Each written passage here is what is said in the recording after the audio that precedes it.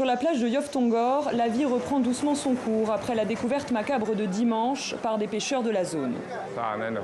Abdoulaye Gueye est chargé de la surveillance au comité local de pêche artisanale. Il y a 2 jours, alors qu'il était de garde, il est contacté par les pêcheurs qui viennent de tomber sur la scène d'horreur. Une pirogue remplie de plusieurs dizaines de corps de migrants en état de putréfaction. J'ai reçu l'information.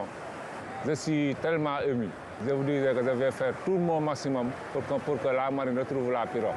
Même les personnes qui ont découvert la pirogue, le lendemain, hier, lundi, ils n'ont pas allé à la mer.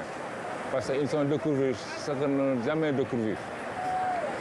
Vu des personnes mortes en train de pourrir. Rapidement, Abdoulaye Gueye communique la position GPS aux autorités et un patrouilleur de la marine est envoyé sur place à une quarantaine de kilomètres des côtes. Pour de nombreux pêcheurs rencontrés sur place, il s'agit de la pirogue partie de Mbour il y a 1 mois et demi avec 150 migrants à son bord, dont on était sans nouvelles. Un nouveau drame qui vient endeuiller la communauté des pêcheurs. En tant que pêcheur, je suis très attristé par cette histoire. Ce sont des pêcheurs comme nous.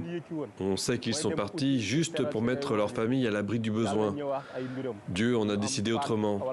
Soit ils ont eu une panne, soit ils ont rencontré d'autres problèmes et ils ont perdu la vie. Ça fait très mal à tous les pêcheurs. Après le naufrage de Mbour il y a 2 semaines, le président Bassirou Diomaye Faye a promis une traque sans répit des passeurs. Ce mardi, une séance de travail s'est tenue entre le ministère de l'Intérieur et celui des Forces armées afin de revisiter la stratégie nationale de lutte contre la migration.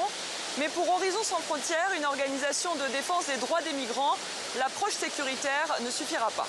On va lutter contre les passeurs, certes, mais ça risque de ne pas être efficace. Le tout policier, mais ne peut pas fonctionner. Et pour preuve, le Frontex est doté d'un budget de plus de 800 millions d'euros, avec des navires, des soldats. Le problème est beaucoup plus complexe que ça. Il y a aussi l'extrême pauvreté, le chômage endémique, l'écart de la mauvaise gouvernance qui obstrue les perspectives d'épanouissement des couches les plus vulnérables. Ces dernières années, le Sénégal est devenu l'un des principaux points de départ pour les migrants africains qui tentent la traversée vers les Canaries.